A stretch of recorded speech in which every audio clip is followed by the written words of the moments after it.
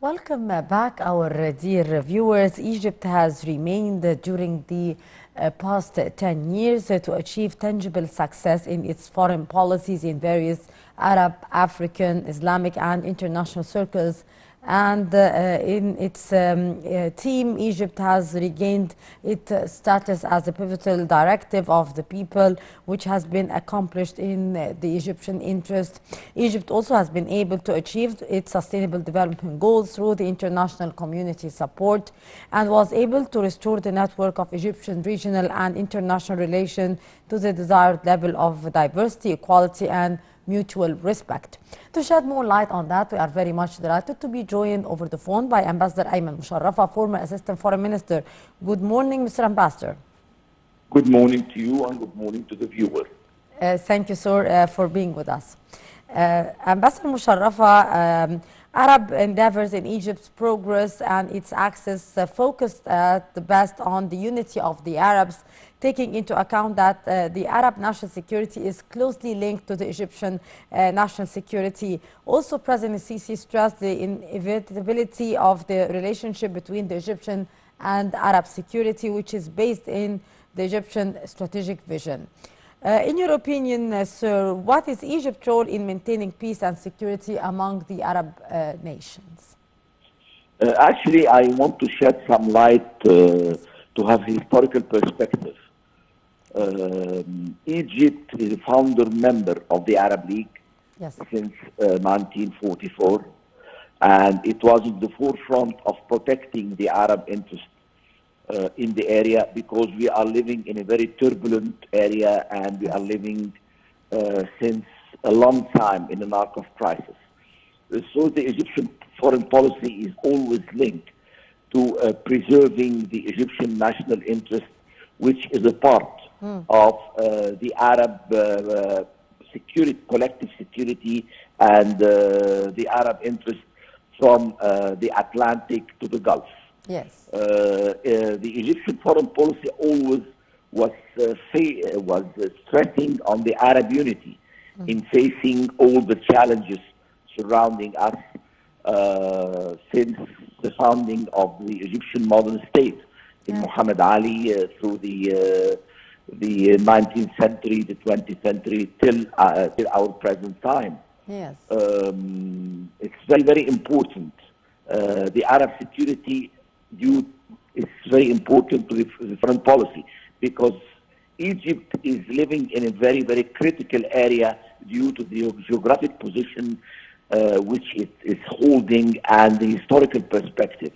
So always in our foreign policy, the Arab dossier is very, very important to us, and we are taking always the first priority in promoting Arab unity, not only in political issues, but in economic and social issues.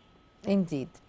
Sir, Egypt is very much also concerned with the Palestine issue, as President Sisi focused on Egypt's steadfast position and its effort to reach a just and comprehensive solution in the name of its rightful name. What's your comment on Egypt's role in that issue concerning the Palestinian issue, sir? Actually, we were the custodian of the Palestinian problem since 1948, and through all this time, Egypt has defended the Palestinian cause, and we entered several wars for these cases. And so always our position was the Palestinian cause is the source of the problem in the Middle East. So we want to have a Palestinian state based on the 242 resolution and the 338 resolution, which was never, given a chance. The Egyptian policy always was trying to promote Palestinian unity. We held several negotiations between the Palestinian faction itself before the 7th of October to find a Palestinian unity government, because the Palestinian unity government will help to solve the Palestinian problem and to help to have a common Palestinian position in front of the Israelis. And after the 7th of October, of course, we held the first international conference in the administrative capital to try to find a ceasefire and to try to find ways and means to establish a humanitarian corridor in the Palestinian area, in the Gaza Strip. And in the same time, we called, and through the Egyptian diplomacy and on the presidential level and on the ministerial level, to halt all Israeli breach of the international humanitarian law and the Geneva Conventions, to stop the systematic destruction of the infrastructure in Gaza and to destroy the Gaza Strip. And we stressed with our Arab partners and Arab brothers on the total refusal of the forced displacement of the Palestinians from the territory. And lately it was a summit yesterday between the President Sisi and the King of Jordan to stress again against any displacement of the Palestinians from their territories. Indeed. Also, sir, Egypt's position is clear from the experience of the crisis in Libya as well, which is based on three basic principles. Recognition of the unity and sovereignty of Libya, non-participation in Libya's internal affairs, its political independence, in addition to the commitment to a comprehensive dialogue and rejection of any kind of violence. Can you elaborate on that, Mr. Ambassador? Yes, please. Since the Libyan revolution in 2011, Egypt has a very clear position to preserve the unity of Libya and to call for a presidential and parliamentary election to elect a united Libyan government which would impose peace and security, because we have 1,000 kilometers of border with Libya, and any problems and any issues in Libya will definitely impact the national security of Egypt. So Cairo hosted several meetings in concerning the unity of Libya on the tribal level, on the political level, on the parliamentary level. We are promoting the idea of holding an election as soon as possible to end this impasse and to end the suffering of the Libyan people, which they are engulfed in a civil war since more than 12 years without having an end on site. Yes. Also regarding the Yemeni crisis, President Sisi stressed that the national state, unified, capable, modern and equal is the way to overcome control over the legitimate ambition of Yemen and the Arab peoples. Egypt continue its efforts and encourage the humanity to which the people of Yemen are being exposed and provided support to Yemen. Can you elaborate on the Egyptian position from the Yemeni crisis as well, Mr. Ambassador? We have actually a historical story with Yemen. Since the Yemen revolution in 1962, Egypt was a force of stability in building the new Yemen state. To have a modern state and a modern government in Yemen to benefit the Yemeni people, because Yemen is in a very important country for our stability. The Bab el-Mandab Strait and Yemen itself is the first gate to the Suez Canal and the first bastion of the Egyptian national security. So throughout the Yemeni crisis, we convened many meetings in Cairo to try to end the Yemeni crisis with the Arab brothers like Saudi Arabia and other key players in the Yemeni conflict, because the unity of to find a unity government in Yemen is the only way to end this vicious civil war since nearly 10 years, which is ravaging Yemen, and the only people who are paying the price are the Yemeni people. And even right now, the instability in Yemen is threatening the international maritime routes. It's a very important one. In this area, 8% of the international commerce is passing through the Strait of Bab el-Mandab till the Suez Canal. So it's very important. The stability and peace in Yemen is one of the high priority in the Egyptian national policy. Of course, of course. Also, President Sisi was always keen on the relation with our Arab brothers, and especially in Saudi Arabia, which is specific to reaching the Arab nationalism. How do you see the Egyptian-Saudi relations during the past 10 years, Mr. Ambassador? Actually, I will go to history again. Since the first visit of King Saud to Egypt in 1946, it put the stones of the Egyptian-Yemeni cooperation to protect national security. Always you have the access of Cairo, Riyadh, Damascus, in confronting several issues and several challenges to the Arab security, like the security of the Gulf, like the Iraqi-Iranian war, like the issue, the instability in Sudan.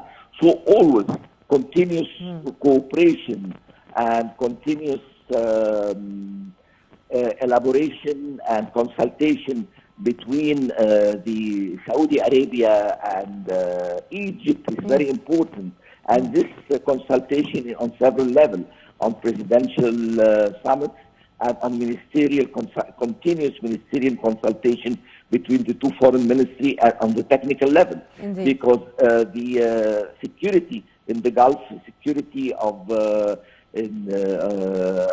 Red Sea, and the security of the maritime routes is very important to the Egyptian and the Saudi national security.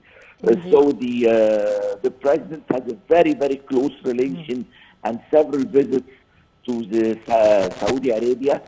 He met the top Saudi leaders always to exchange important views about all challenges facing our area. Indeed. Also, the Egyptian-Emirati relations, which are very close, if we might say. How do you evaluate the Egyptian-Emirati relations during the past 10 years? Of course, the Emirates, the United Arab Emirates, since the time of Sheikh Zayed. Sheikh Zayed was always a friend and a brother to Egypt since several years. And we have even cities here in the name of Sheikh Zayed. So we have a cooperation on several levels in the United Arab Emirates, on the political level and lately on the economic dossier. And the deal of Ras al-Hikmah shows the importance that the United Arab Emirates is giving to the Egyptian economic file, and the need to be the prime and the first investor of in Egypt.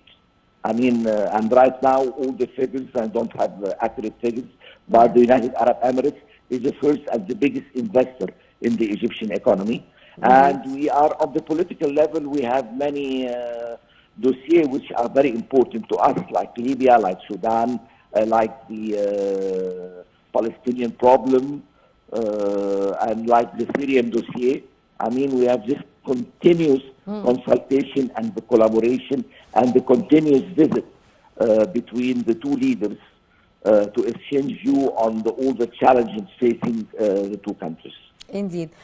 Sir, if we might talk here now about the Egyptian-African relations, and if I might say as well that during the past 10 years we have witnessed great improvement between Egypt, in the relations between Egypt and most of the African nations. How do you evaluate the Egyptian-African relations during the past 10 years? Egypt, historically too, because history always is a very important key factor to understand the political event. Egypt is a key founder of the African Union organization and the new restructured organization again. Indeed. And it has President Sisi presided several times over the African Union organization, and Cairo hosted several international summits of the African Union, because we do believe that the national security of Egypt is beginning from Africa, since, for instance, the source of the Nile is in Ethiopia, and the Horn of Africa is very, very important to our national security, starting from Somalia, passing to Ethiopia, to Eritrea, to Sudan, and to the Egyptian borders. So always we have a very, very important cooperation with Africa on the technical level, on the economic level, and we have the Egyptian African Fund for Development, which has a budget of around $50 million per year to fund projects in Africa for social and human development, like projects in the medical sector, in agriculture sector, and in other sector which would be beneficial to both sides on the basis of win-win situation and on the basis of the respect of sovereignty and non-interference in internal affairs. Indeed. And the President Sisi has several tools in Africa, Central Africa, West Africa, the Nile Basin countries, because we do believe that Africa is coming as the second most important circle in formulating the Egyptian foreign policies. Indeed. Ambassador Ayman Musharrafa, former Assistant Foreign Minister, thank you so much, sir, for your precious input. Always a pleasure to be with us, and have a lovely day. The new administrative